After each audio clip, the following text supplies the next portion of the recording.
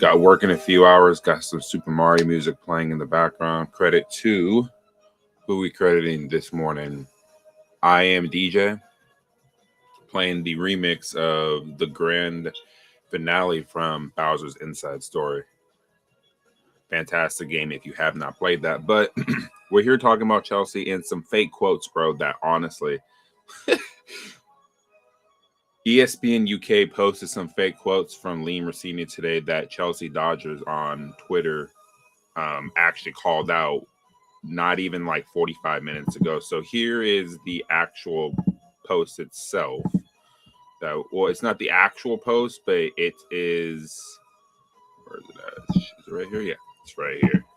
So we're going to pop over here real quick, right? So it says breaking. Liam Rosenior on Chelsea finishing top 4 this season. Top 4 isn't the priority right now. We're focused on building long-term structure, identity, and consistency matter more than immediate results, which is a wild thing to say right now, right? We have no intention of finishing in the top 4 this season. The goal is to develop a team that want to compete. We want to improve, but the focus is on developing a team that can dominate for years, not just finish in the top 4 once or chase short-term positions. The top 4 is a bare minimum for a club of this size, bro. Right? But these quotes came out being fake. Chelsea demands success, but we're not rushing the process. The project is clear and we're sticking to it. Right?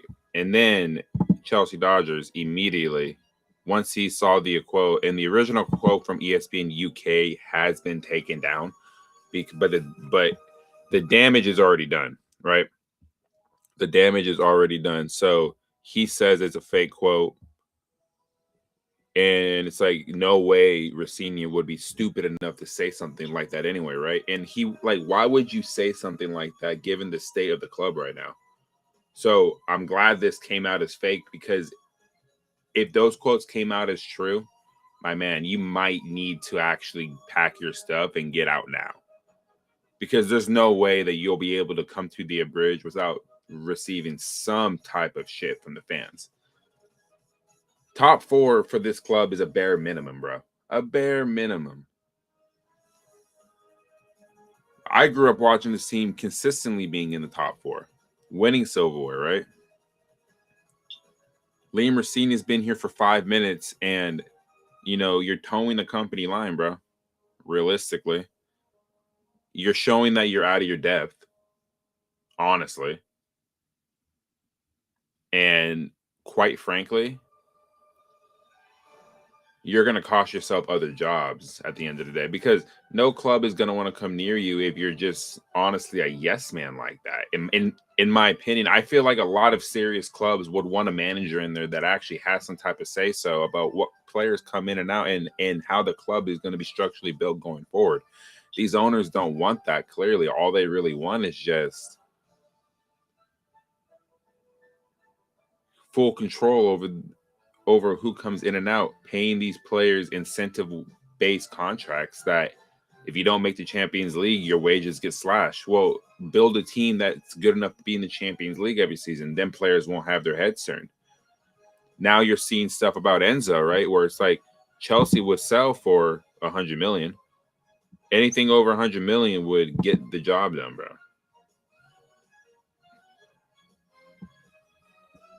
So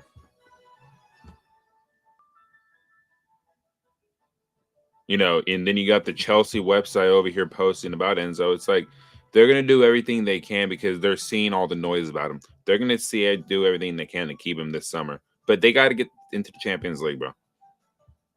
That's what we're talking about here, right? Like they have to get into it. Otherwise he's going to leave in the summer to Real Madrid. Even though I said yesterday that I don't think Real Madrid are going to come this summer. I think it's going to come next summer, especially if Chelsea really negotiate with Real Madrid and they really ask for 130. But if Enzo pushes for the move, he's going to leave this summer.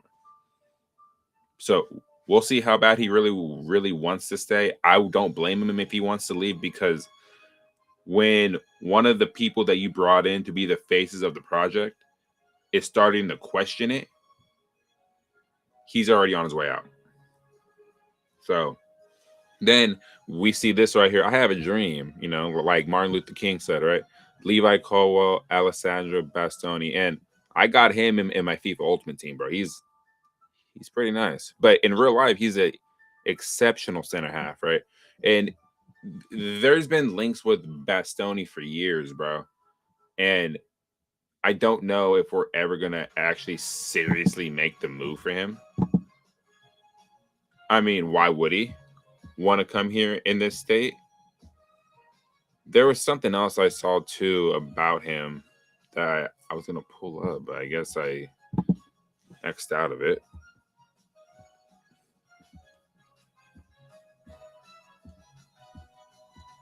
I think it was from what's his name?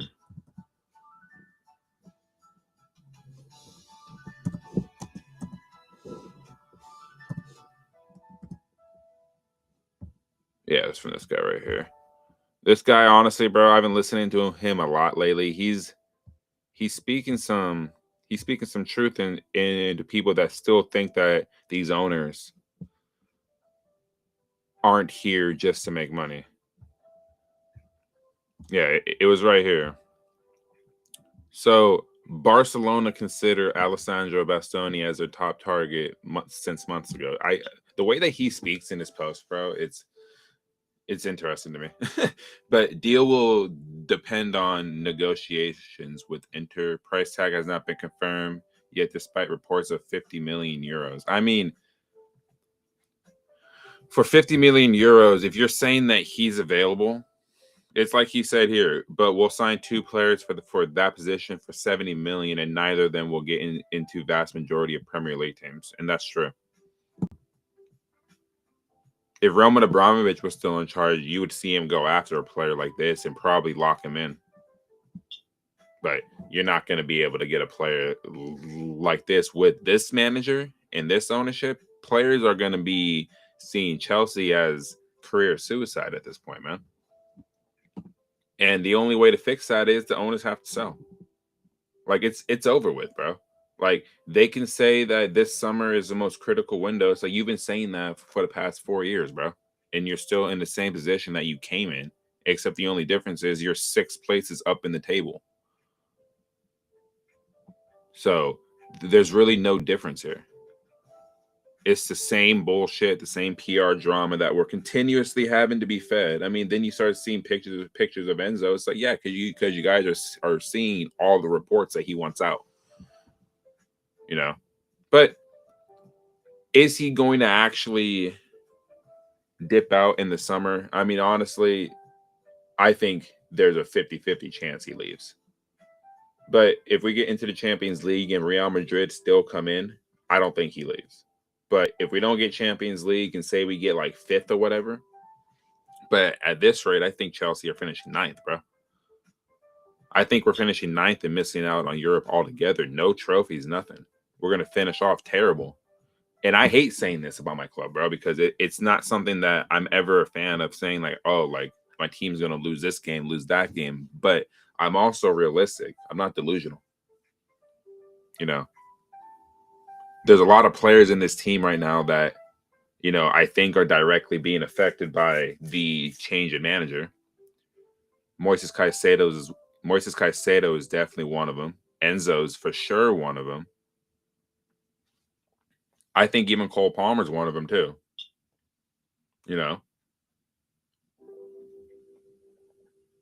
Reece James, in my opinion, is also a big factor in that. Marc Cucurella is the same, dude.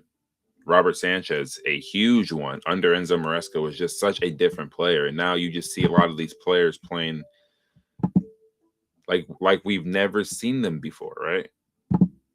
Dear Chelsea, I expect you to take legal action against ESPN UK. Journalists and media outlets have been ruthlessly and opportunistically piling on Chelsea for 5 years. This has been little to no regard for decorum or facts during this targeted reporting. Respond. I'm going to be real. They almost have to respond back to this. But are they going to respond back in the right way? Probably not. Probably not.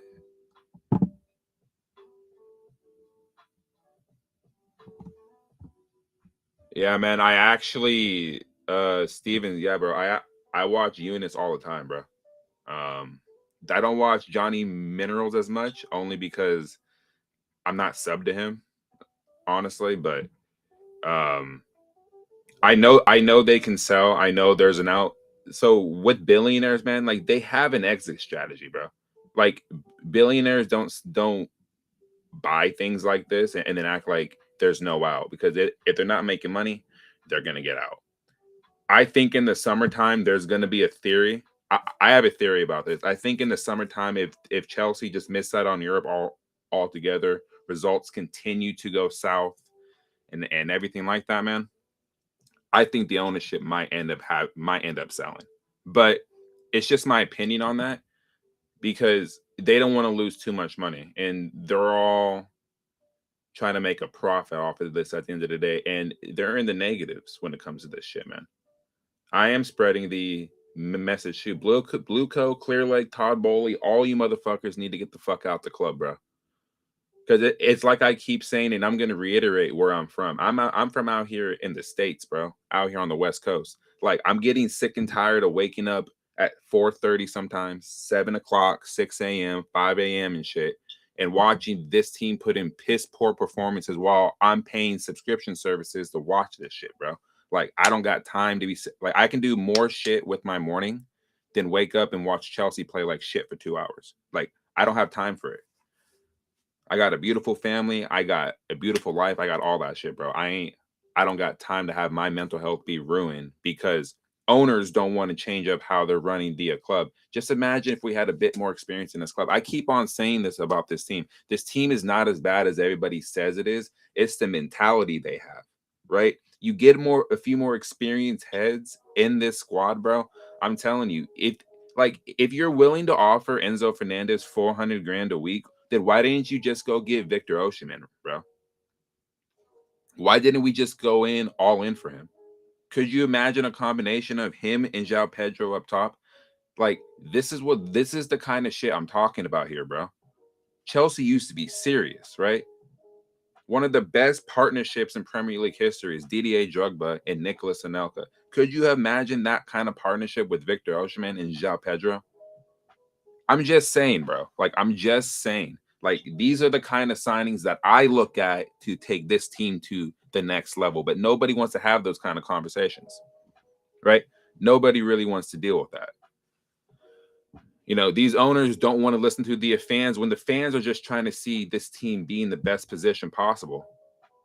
You know, Cole Palmer is not a bad player. Enzo Fernandez is not a bad player. Moises Caicedo is not a bad player. And people want to say Garnacho is a bad player. Garnacho is not a bad player. Pedro Neto is not a bad player, bro. Esteval is not a bad player. Labia, if he can stay fit, is not a bad player. Andre Santos is a good player.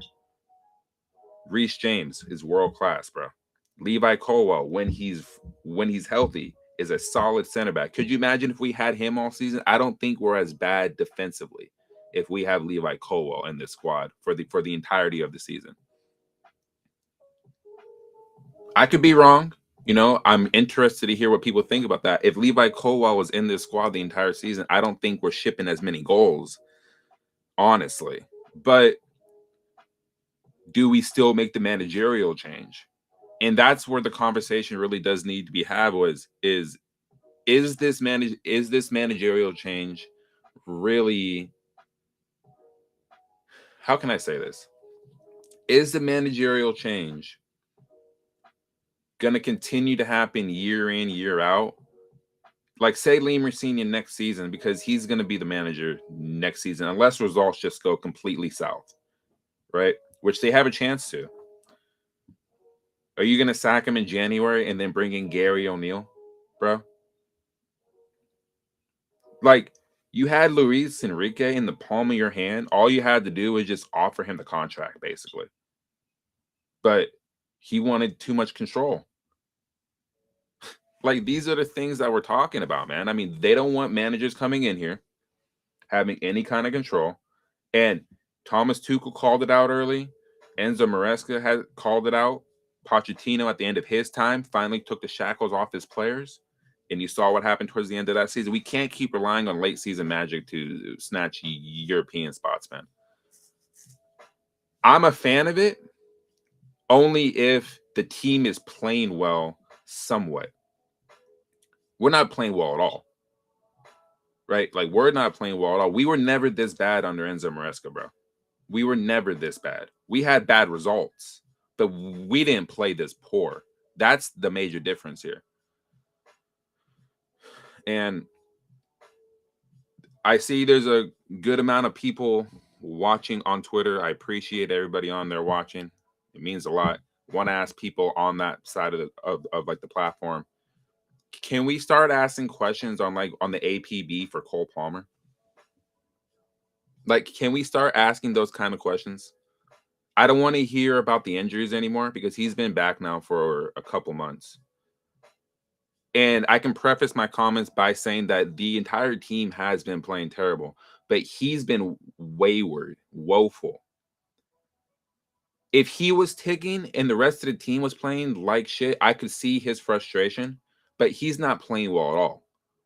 He's had moments. We've all seen Cole Palmer at his best. We saw in the Euros almost 2 seasons ago. We saw that 2 seasons his first couple seasons at Chelsea, particularly his first season, where nobody expected 22 goals in his first season. The guy was electric, and he was electric last season too.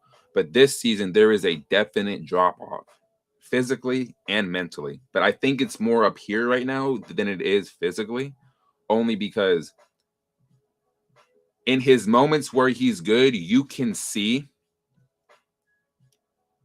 the movement is starting to come back a little bit. But mentally, if he loses the ball, his shoulders drop. He's not really putting in like those ball winning challenges anymore where he actually tries to win the ball back, but that's not really his game. When the rest of your team is playing like dog shit for about 75% of the game, and you're bringing on players like Liam Delap that can't even hit the back of the net. I'm not a professional footballer, but if you throw me out there, I'm pretty sure I can bang in that goal versus Newcastle. At least get the equalizer. Like, at least get the equalizer, bro. It's a damn disgrace, man. I mean, Chelsea, at the end of the day, I'm going to keep saying this. They may end up being in the same situation as Tottenham next season if they don't sack the manager and sell this summer. Honestly. So this is another thing I wanted to talk about here, right? Breaking. So I've been seeing this the past like 12 to 16 hours, man. Reports claim Manchester City could face a 60-point deduction. So anything to give Arsenal the league, huh? And to save Spurs. If confirmed, they drop to the bottom of the table and be relegated. Final decision expected before the season ends. Holy shit. Is this legit? Honestly, is this legit, bro? Like, I want to know from people if you guys can comment on it. Like, is this legit?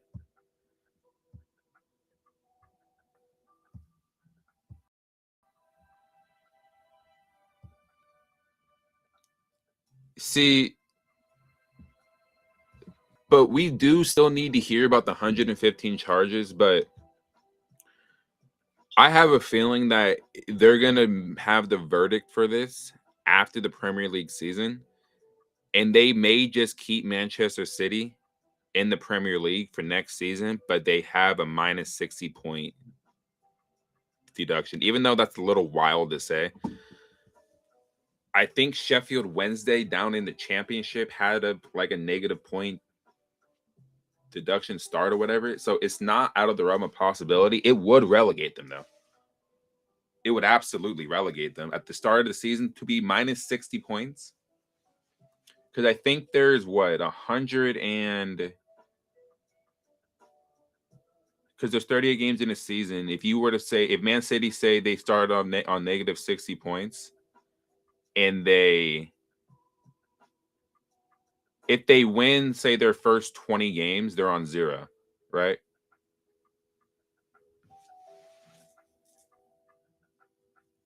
if they were to go, I think they would.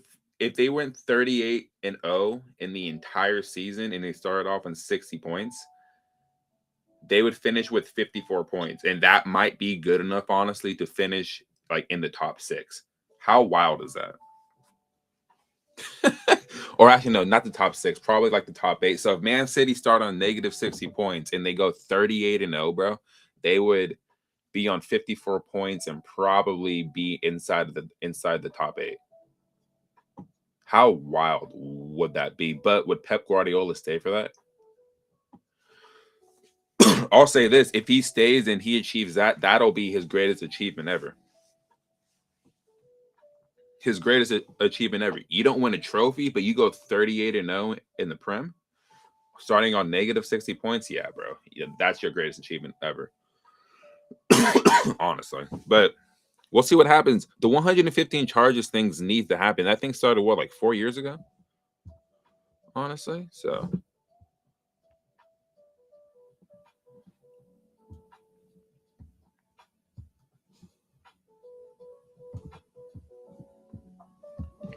take a look what's going on around here. I got about a good hour in me until I got to start getting ready for work and stuff.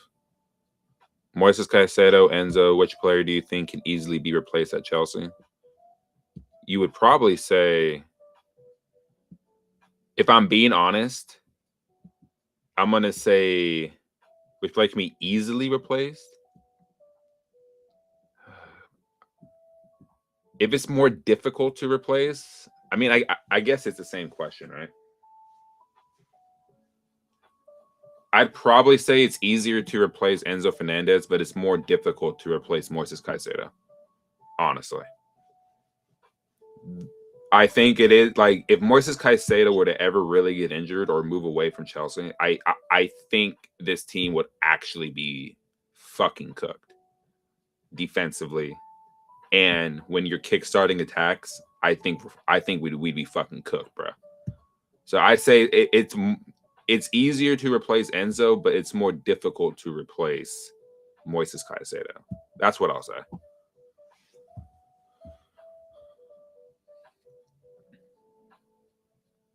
Yeah, I saw some stuff on Igor Tudor a few days ago that his dad passed away on the same day they lost to Forest 3-0 at the Lane, bro. And it's like the man's really going through it. And prayers to him. I know how it feels to lose a parent. It's not cool. But I think he needs to get out of there before the end of the season and like let Spurs figure it out because he doesn't need to suffer any more than he's already suffering on a personal level. More PR. I doubt this will happen.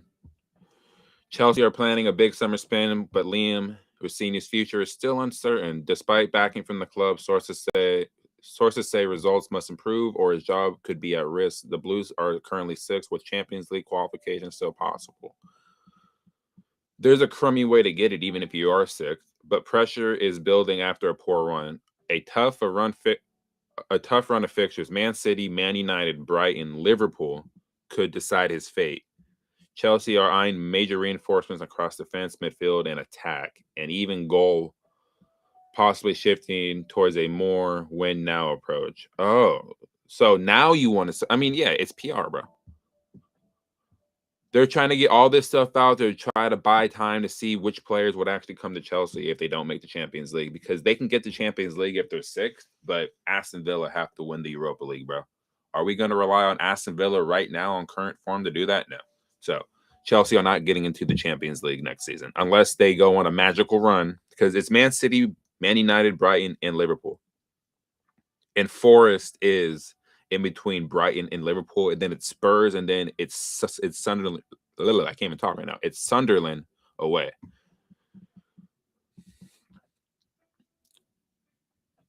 I mean, I said this in my short yesterday about the Man United game. The protest is scheduled to be happening on that day, right? You can't let a heavy defeat happen to Manchester United on that day. One, because it's Man United. Two, Ineos group, right? they've been criticized not for the same type of issues that we're having at our club, but Manchester United sit third in the Premier League. They're flying high. Michael Carrick has them playing out of their skins right now. Bruno Fernandes is making a case to be player of the season. Might cross that 20 assist marker, and might have himself, a player of the season award to add to his resume, bro. But you can't allow Manchester United to come to Stamford Bridge and beat you by a heavy scoreline. Man City just coming off beating Arsenal in the Carabao Cup final. But it's 2 weeks until that game, or 2.5 weeks. Actually, no, 3 weeks really until that game. This team, unless players come back in form from the international break and they're ready to play, this team is going to be ending up in the same position that they're ending up probably at the end of the season, except maybe they finish lower. I think they finished ninth, bro, as of right now.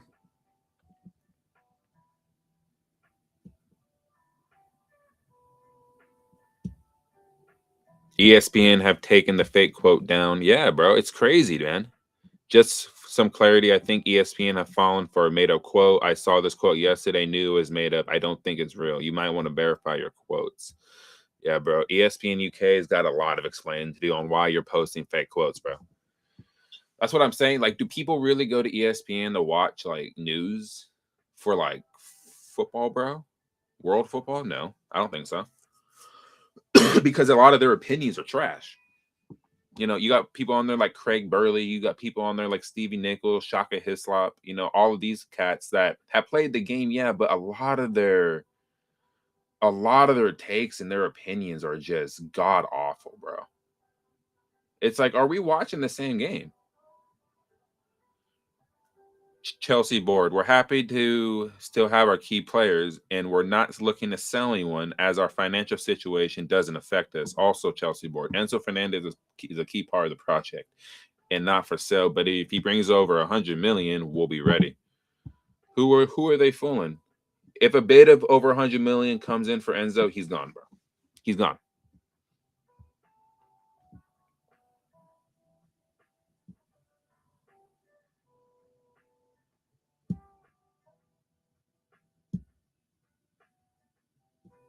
Captain Reece James said he learned from John Terry while he was in the academy. Azpilicueta as a right back, as he tried to fight for that role, and also Thiago Silva as well. But clearly, want young players to learn from young players. Football doesn't work like that, and it doesn't work like that. You need experience, bro.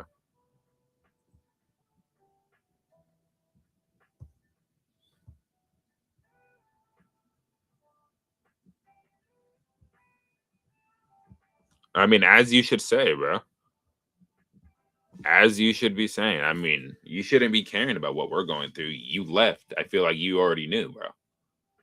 He says, he's so in an interview asked Kai Havertz, what would you say about Chelsea's current situation? As for Chelsea, current situation, maybe that's not the best question to ask me right now. I play for Arsenal now, so I don't really care what they're going through. The only thing about it is seeing Arsenal finally win a major trophy, the one that they've been missing. I would only care about Chelsea's situation if I was still playing for them. So yeah, they need to sort themselves out. It's none of my business, to be honest. And he's right, bro. We do need to sort ourselves out. And you shouldn't be caring about what we're going through. But are you gonna get the Premier League title, bro? I mean, you guys lost your first chance at some silverware, bro. I don't know, man. I don't think you guys are going to get to the Champions League final. I think it's going to be between whoever comes out of the Barcelona and Atletico Madrid game is going to the Champions League final. I don't think Arsenal are doing it. Arsenal, in my opinion, have a tricky tie against Sporting, bro. Honestly. Mikhailo Mudryk would be our best left winger if he was available. Yes. If Mikhailo Mudryk is available and he's ready to go, he's the starting left winger right now. I don't want to hear Pedro Neto, Garnacho, or Gittins, bro. Mikhailo Mudryk on the left, Esteval on the right, Cole Palmer in the 10, João Pedro up top. Tell me that front line probably wouldn't be scaring a lot of back lines, but tell me that front line would not be scaring fullbacks, center halves, and goalkeepers. All Mikhailo Mudryk really needs to work on is his technical ability. He has the pace to get by anybody. He needs to hone that pace and actually be more technical on the ball. Once he gets that down, he's an underrated passer. So once you get that part down, Mikhailo Mudryk will be a threat. So yeah, I believe Mikhailo Mudryk would be our best left winger if he's available. But let's check the temperature on what people are saying about that. Why are some fans so obsessed with Mudryk? He hasn't played for so long, but sure, let's push some weird agenda-based narrative that he's world class. Nobody said he's world class though, bro. That's where you're writing like your own narrative. Like nobody said he's world class. When the ones available are bums, Mudryk is levels ahead of both games. I mean, honestly.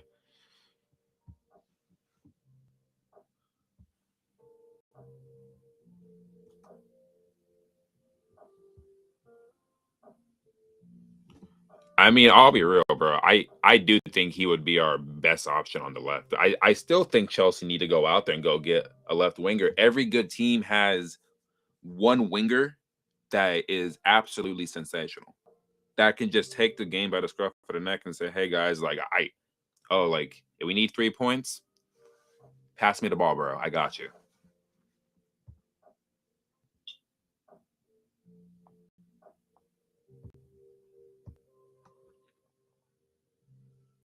Cesc Fabregas has emerged as a strong candidate to lead Chelsea. Reports suggest that Chelsea's management has placed the former Blue Star as an emergency option should Liam Rosenior be dismissed.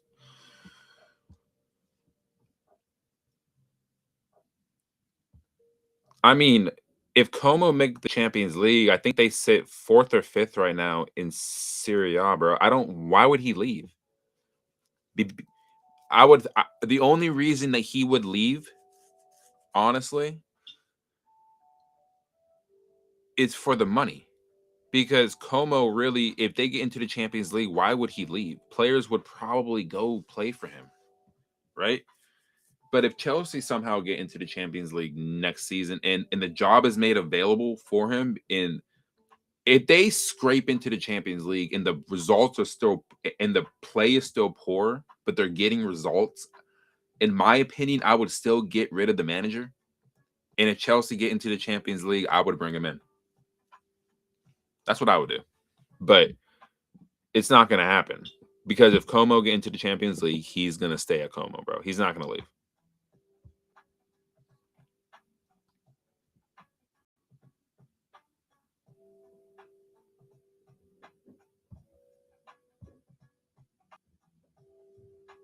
Life before Henzo Maresca. I mean, this was around the time of the season. I think it was the 23-24 season where we just like caught form, bro. Like, but Palmer was exceptional in this game, bro. Top goal scorers, Cole Palmer, 20. There was a conversation at one point that he would win the Golden Boot, bro. Where is this Cole Palmer at, bro? That's why I keep on asking people, man. Like, we have so much criticism for Enzo Fernandez and a few other players in the squad. Where is the criticism for Cole Palmer right now, man?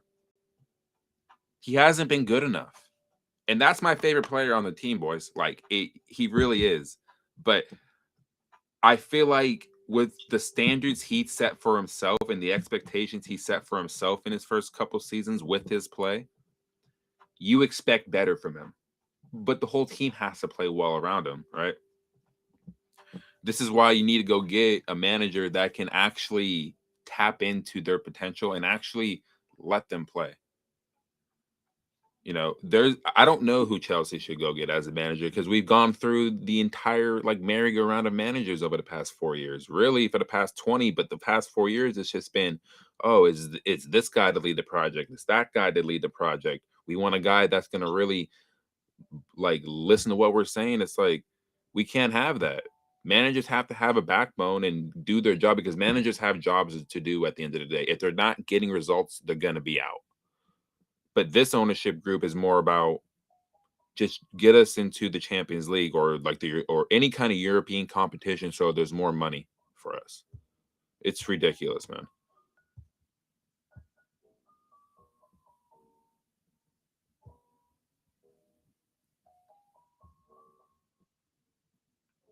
I'll be real. Moises Caicedo has dropped off, man. I mean, he's not going to be in the team of the year, in the PFA team of the year because Chelsea have been shit and he's dropped off. And since the Arsenal game, and like I think people really need to pay attention to this, man. Since he got sent off against Arsenal, the man has not been the same player. He's had moments where he's looked like Moises Caicedo, but has he really been Moises Caicedo? I don't think so. That's my opinion. I want to hear what you guys think on that. Since the Arsenal game, since he got sent off, he's been, I'm not saying he's been more reckless in a sense, but he just looked like he's tired. He's fatigued. When you're playing week in, week out, and when you're arguably the most important central midfielder we have, it's going to have the wear and tear on you.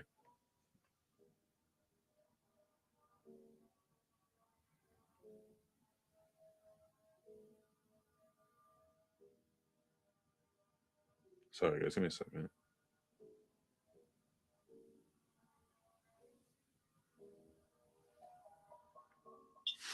Sorry, I was reading a message. But Caicedo, I do believe that he has dropped off.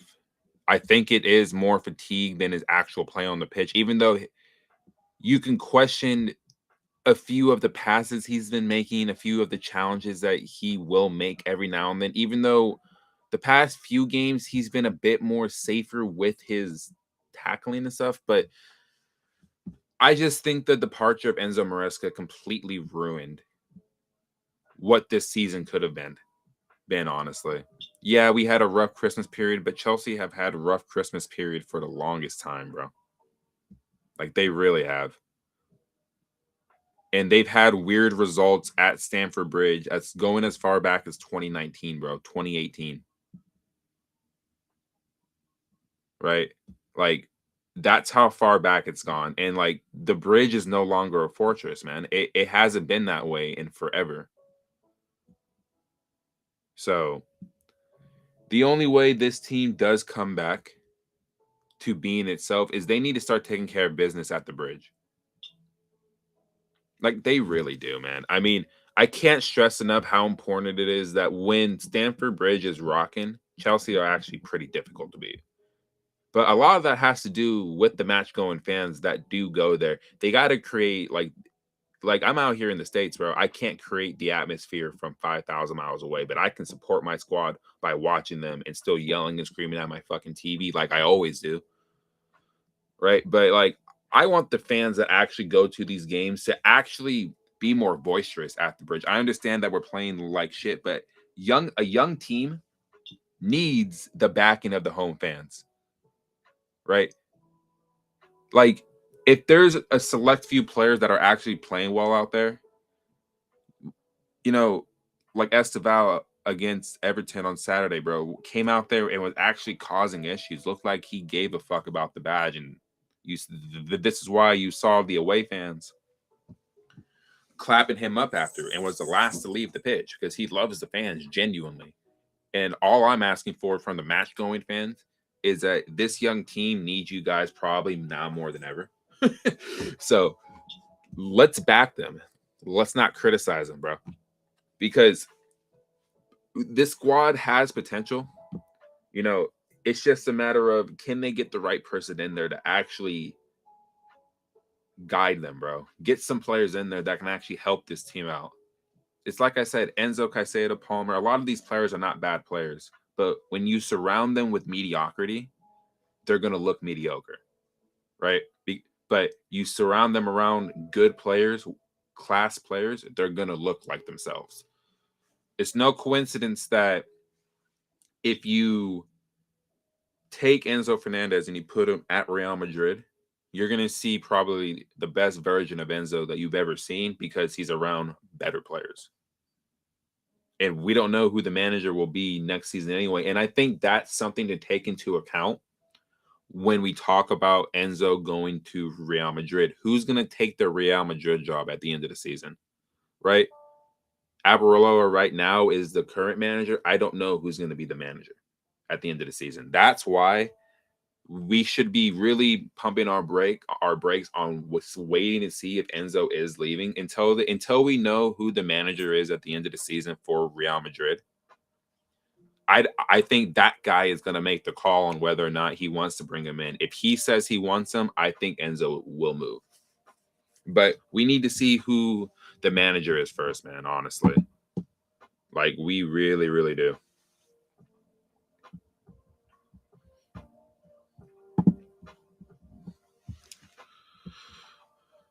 Chaos is better in blue. I mean,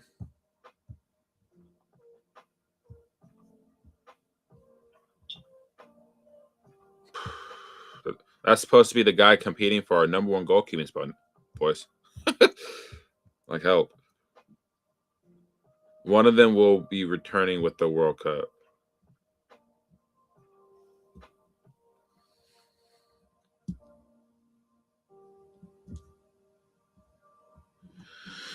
If I had to guess which one's going to return with the World Cup, Mark Cucurella had the Euros a couple seasons ago. I'm going to be real. I think England do get to the World Cup final, but I think they're going to lose. To who? The team isn't pictured on there. That's all I'm going to say.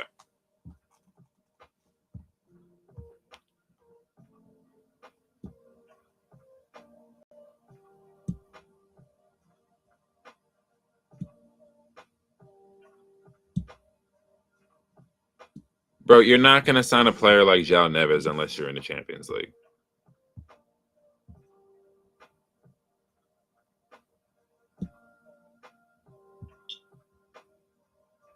The 20th of March was my last day working a traditional 9 to 5. I know. I'm out of the matrix. I've finally done it, and it seems as though I probably would have made a bigger deal out of it on the streams and whatnot. But again, I wanted to sort of like break the news. That's well done, sort man. of in the same setting, whereas I, talk about my dad and how if it wasn't for him, I wouldn't be doing this. But now, full time, baby. That's awesome, man. I'm really happy for you, bro.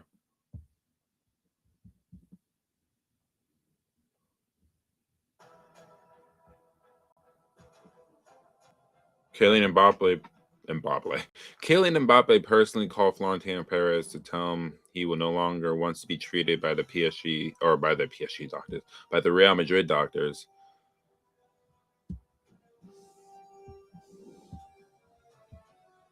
I mean, listen, bro. Mbappe's not going to miss the World Cup, but they do have a Champions League tie against Bayern Munich now.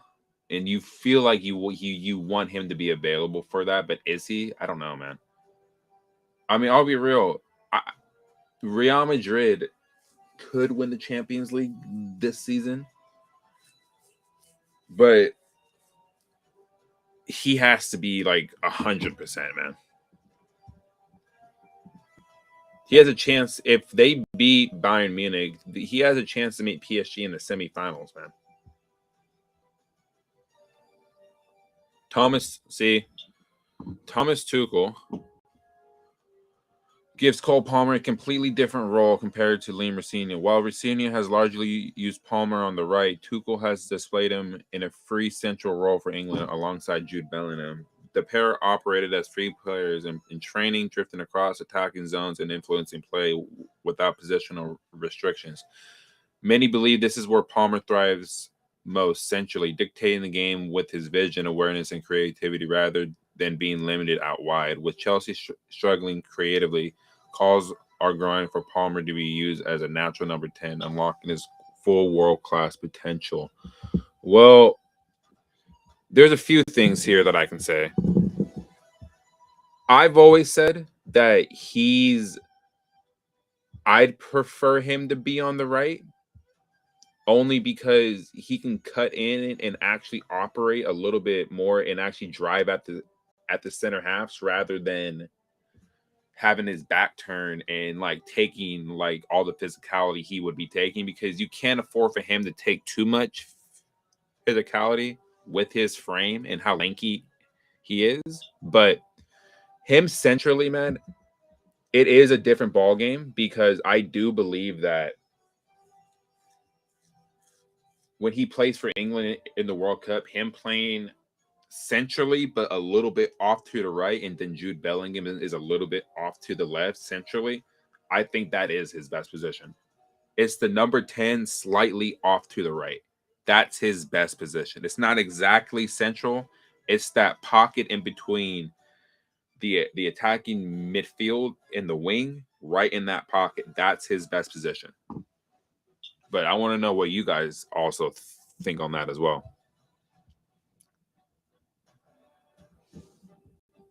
Yeah, I saw this too. Matt Law and Liam Rosenior's tactics. You can tell they don't believe in it. The way they are not carrying out instructions, how they're not really recovering from anything, tells you they don't actually believe in the way they're being asked to play. And and and they don't. They haven't. They haven't since he walked in the door, bro. They haven't. So it's sad.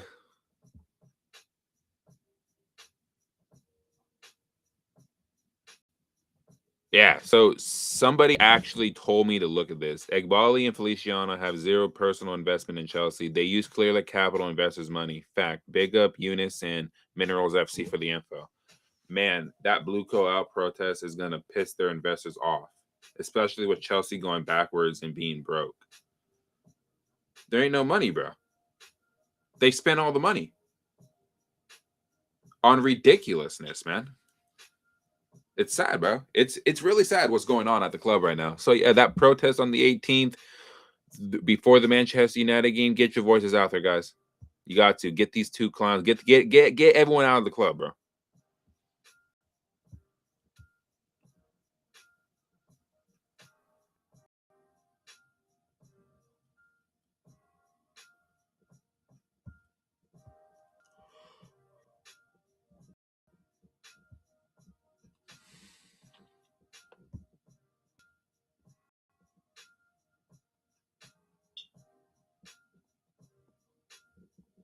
This is the antithesis of what is going on. Matt Law and Chelsea. And I think every other Chelsea fan out here feels the same exact way. You've got a whole group of players who have never played Champions League alongside Premier League before. You've got a head coach who's never coached a Premier League or Champions League side by side. Zero experience in their coaching staff. I mean, bro, it's just crazy to me, man. Like, this is the model. This is what they want to do. Joe Cole and Chelsea owners, you're not buying players to win games of football. You're buying players as an asset, and I don't think that ever works. I mean, former players are starting to speak out more and more about it.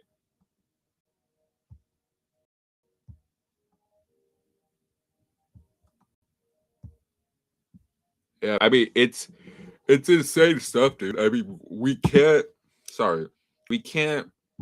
continue to have these people in the club, man. It's sad. It's really, really sad, man.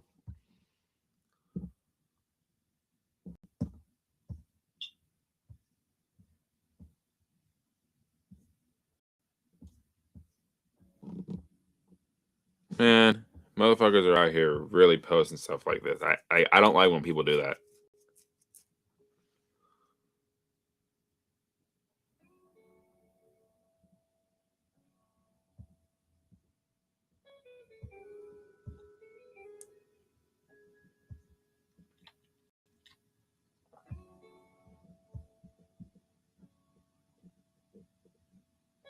Alejandro Garnacho just wiped his Instagram. Gone. Chelsea mentions removed and some Chelsea posts deleted. I mean, We saw the same thing with Pedro Neto earlier in the season. I think these two are definitely on the way out. I think Garnacho's leaving in the summer. I think Pedro Neto's leaving in the summer. I think Enzo Fernandez is a 50-50 shot that he leaves in the summer. I don't want to say this, but if it really goes south, if it really does go south, I think you may see another big player look to get out. That's how I feel about it.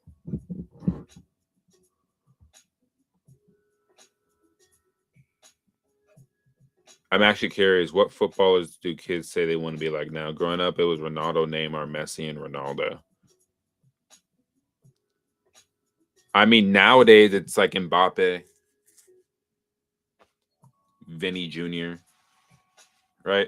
Like, those are the two names that come to mind like immediately. At least for me. Let's see what everyone else is talking about. Yeah, see, Mbappe.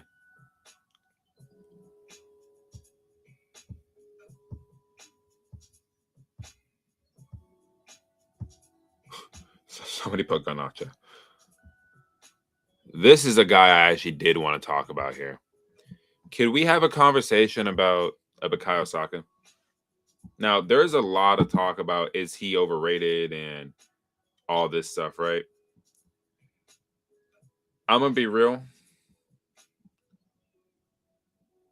I don't think he's overrated. I think he's underperformed. That doesn't mean he's overrated. I think he's just underperformed significantly. For a guy that's been labeled as a star boy and as England's star boy too, right? You got 6 goals and 3 assists, bro, in the league. Yeah, I know you got hurt. Sure. Everyone has injuries. Cole Palmer's going through injuries, and we're criticizing him too. Why can't we criticize Bukayo Saka? Weren't those two players being compared to at one point? So why is the criticism of Bukayo Saka so wild to do? Because he's Arsenal star boy? Because Arsenal are top of the league? I think they're top of the league in spite of him, honestly. When you don't concede goals and you're winning games 1-2-0, yeah, you're going to be top of the league, bro. But I think Bukayo Saka, honestly, man, he's not overrated.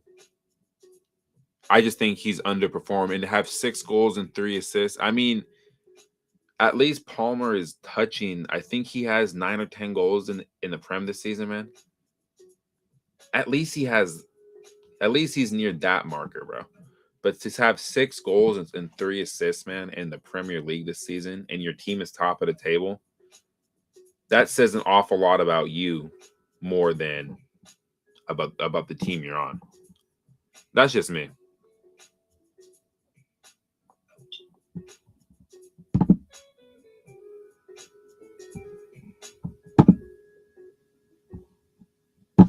You know what? Like, I do want to have like the conversation about Bukayo Saka, bro, because he's an interesting player, man, because you can see somebody really put Saka in their all-time England 11. See, this is how I know people are just on that copium, bro. It's crazy. There was actually a video I can actually pull up here real quick.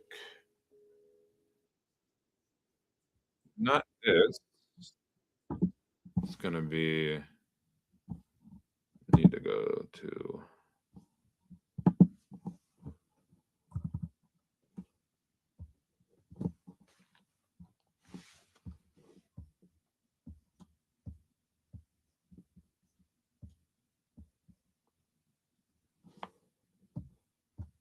Yeah, it was conversation that must be had because it's something I've been seeing on the internet a lot, lads. And the thing is, what I've been seeing on the internet is not coming from just random people. It's coming from people that are diehard Arsenal fans. And the conversation is about my boy Saka.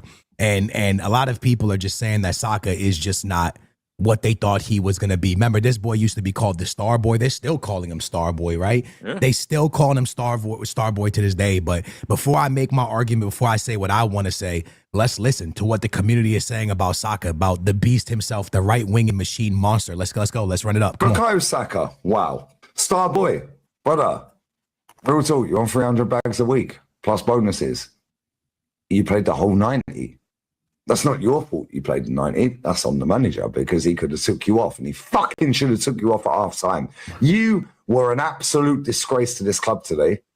Yeah, there's a reason. Yeah, you're finished, bruv. Because between you and him, you have finessed this football club for the last 6-7 years. See, I don't agree with that. I think Bukayo Saka I think it's over the past 2 or 3. I would say the past 2 seasons, he hasn't been great. But the real person that's been stealing money from Arsenal has been Arteta, bro. Could you imagine if he doesn't get anything done this season and he finds a way to fumble the league now? When is enough? Right? But I don't think Bukayo Saka just signed a new contract too, right? So he's there for probably for the duration of his career. I wouldn't say he was stealing money from him, but oh, but he scored in his 300th appearance. He scored in his 200th. He scored in his 100th. Oh my God, he's got 100 GA. Oof. Well, that didn't work out, so they did it, brother. Oof. Oh, but we missed Eze. No, we fucking didn't. Oh, but we missed the captain. No, we fucking didn't. Oof. Dog shit. Been in with Ben White and 29. Bukayo Saka, yeah, you can give it Star Boy. I scored in my 200th, 100th, 150, 300, whatever. Bro, you're nicking a fucking living. Wow. But I mean, can we keep it a buck? Is he actually lying about what he's saying? Like, is Bukayo Saka really overrated? No, I don't think so. But I also don't think that he's stealing money from the club for the past 6 or 7 years. I think that's a little wild to say. I think your manager's been doing that. I think your manager has just been biding time for the longest time. And if he doesn't find a way to get it done now, oh, bro, he should have been on the hot seat already this season, especially if you don't get it done. But if he doesn't get it done now and he finds a way to fumble this lead to Arsenal, oh my God, dude. I think at some point next season, if Arsenal find themselves in a world of trouble, I think they're going to sack him. But Arsenal should be on track to win the league anyway. Like you guys have a 9-point gap. There's no excuse. With 7 games left, if you find a way to blow a 9-point lead in 7 games to Man City, you guys are never going to win a Premier League ever. But you guys should win it this season. No pressure, but you guys should win it this season with relative ease, honestly. The Champions League, Arsenal's not winning that. No shot. Even if they get to the final, they're not beating PSG and they're not beating Bayern Munich. I don't believe that. I don't even think if it's an all-English final, if Liverpool were to get there somehow, I don't even think Arsenal beat them in the final. On Mo Salah's last game for the club, Liverpool aren't losing that game. I'll tell you that right now. They are not losing that game. But Arsenal, in my opinion, are not winning the Champions League. I think they win the Premier League finally. Good for them. But hopefully that's the only one that I see them win for right now. But Arsenal will win the Premier League. They can't win the Carabao Cup because they lost that final. They're not going to win the Champions League. And the FA Cup, I don't think they win that either. So it is crazy to think about that Arsenal can finally win the league. They haven't won the league since I was in the 4th grade, bro. Since I was in the 4th grade was the last time Arsenal won the league. I'm 32 now. So I've lived a great life, but one thing I don't really want to see is Arsenal lifting a Premier League trophy. But it is what it is.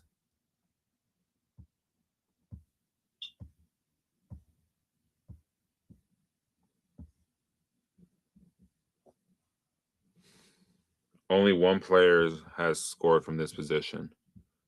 I remember that one with Palmer.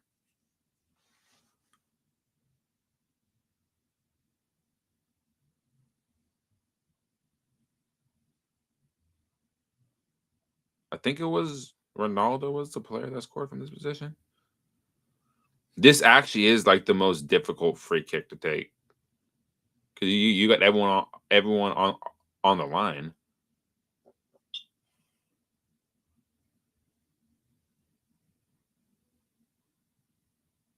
You have to get like underneath it enough to put it just over. Yeah, I think it's Ronaldo.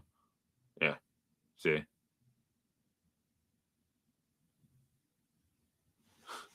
Craziness.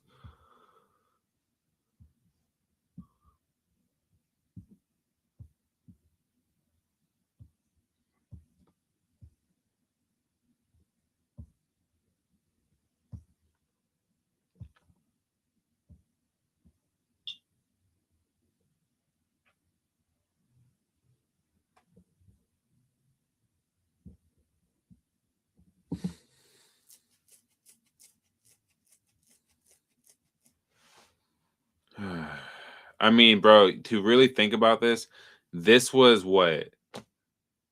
In November? How far we have fallen from this game.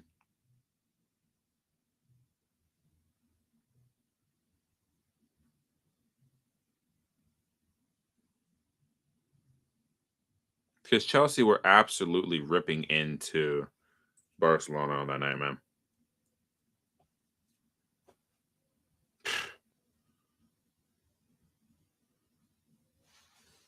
Fucking killer, bro.